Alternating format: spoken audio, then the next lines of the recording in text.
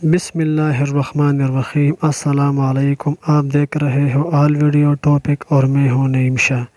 جنگ یمامہ مسلمہ کذاب کی دعوی نبوت کے نتیجے میں لڑی گئی، جہاں 1200 صحابہ کرام کی شہادت ہوئی اور اس فتنے کو مکمل مٹا ڈالا۔ خلیفہ اول سیدنا ابوبکر صدیق رضی اللہ تعالیٰ عنہ خطبہ دے رہے تھے: لوگوں، مدینہ میں کوئی مرد نہ رہے، اہل بدر ہو یا اہل عہد، سب یمامہ کا رخ کرو۔ بھیگتی آنکھوں سے وہ دوبارہ بولے: مدینے میں کوئی نہ رہے حتیٰ کہ جنگل کے درندے آئے اور ابوبکر کو گھسیٹ کر لے جائے۔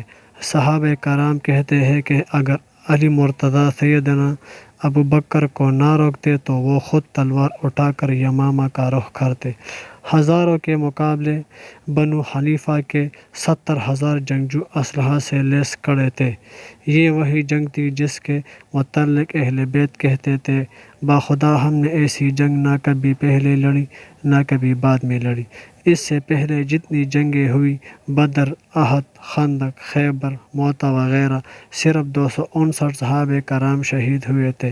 ختم نبوت صلی اللہ علیہ وآلہ وسلم کے دفاع میں 1200 صحابہ کرام کے جسموں کے ساتھ مقتل میں پڑی تھی۔ ایک قوم تمہیں پھر بھی ختم نبوت کی اہمیت معلوم نہ ہوئی؟ انصار کا وہ سردار ثابت بن، ہاں وہی جس کی بہادری کے قصے عرب اور عجم میں مشہور تھے، اس کی زبان سے جملہ ادا ہوا: اے اللہ، جس کی یہ عبادت کرتے ہیں، میں اس سے برات کا اظہار کرتا ہوں۔ چشم پلک نے وہ منظر بھی دیکھا جب وہ اکیلا ہزاروں کے لشکر میں گھس گیا اور اس وقت تک لڑتا رہا جب تک اس کے جسم پر کوئی ایسی جگہ نہ بچی جہاں شمشیر کا زخم نہ لگا ہو۔ عمر بن خطاب رضی اللہ تعالیٰ عنہ کا لاڈلا بھائی، ہاں وہی زید بن خطاب جو اسلام لانے میں صف اول میں شامل تھا، اس نے مسلمانوں میں آخری خطبہ دیا: واللہ میں آج کے دن اس وقت تک کسی سے بات نہ کروں گا جب تک انہیں شکست نہ دے دوں یا شہید نہ کر دیا جاؤں۔ اے قوم، تمہیں پھر بھی ختم نبوت کی اہمیت معلوم نہ ہوئی؟ وہ بنو حنفیہ کا باغ حدیقہ الرحمن تھا جس میں اتنا خون بہا کہ اسے حدیقہ الموت کہا جانے لگا۔ وہ ایسا باغ تھا جس کی دیواریں مثل قلعوں کی تھی۔ کیا عقل یہ سوچ سکتی ہے کہ ہزاروں کا لشکر ہو اور برا بن مالک کہے: لوگوں، اب ایک ہی راستہ ہے، تم مجھے اٹھا کر اس قلعے میں پھینک دو، میں تمہارے لیے دروازہ کھولوں گا۔ اس نے قلعے کی دیوار پر کھڑے ہو کر منکرین ختم نبوت کے اس لشکر جرار کو دیکھا اور پھر تنہا اس قلعے میں چھلانگ لگا دی: قیامت تک جو بھی بہادری کا دعویٰ کرے گا، یہاں وہ بھی سر پکڑے گا۔ ایک اکیلا شخص ہزاروں سے لڑ رہا تھا، ہاں اس نے دروازہ بھی کھول دیا اور پھر مسلمانوں نے منکرین ختم نبوت کو کاٹ کر رکھ دیا۔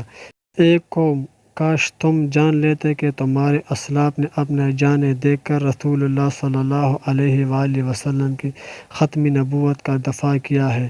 کاش تمہیں یا رسول اللہ صلی اللہ علیہ وآلہ وسلم کہتے ان صحابہ کے جذبوں کا علم ہوتا جو ایک مٹھی بھر جماعت کے ساتھ حد نگاہ تک پھیلے لشکر سے ٹکرا گئے۔ قادیانیت ایک بہت بڑا فتنے کی صورت میں نمودار ہے، پس ہر صاحب ایمان کے ذمے ہے کہ وہ اس کی سدباب کی کوشش میں شریک ہو۔ اے مسلمانوں، ختم نبوت کے جہاد میں اپنا اپنا کردار ادا کرو تاکہ قیامت کے دن خاتم النبیین صلی اللہ علیہ وآلہ وسلم کی شفاعت نصیب ہو۔ آخر میں میری آپ تمام دوستوں سے التماس ہے کہ صحابہ کرام رضوان اجمعین کے اس داستان عاشق اور قربان کو تمام مسلمانوں کے سامنے رکھنے کے غرض سے اس ویڈیو کو آگے منتقل کرنے کے لیے اپنا کردار ادا کریں۔ سب سے پہلے یہ حکومت وقت کا کام ہے کہ اس کو سزا دے۔ اگر حکومت کوئی اقدام نہیں اٹھاتی تو پھر یہ ہم سب کا فرض ہے کہ ہم مل کر ایسے لوگوں کے خلاف کوئی اقدام اٹھائیں اور تحفظ ختم نبوت صلی اللہ علیہ وآلہ وسلم کی دفاع کرتے رہیں۔ شکریہ۔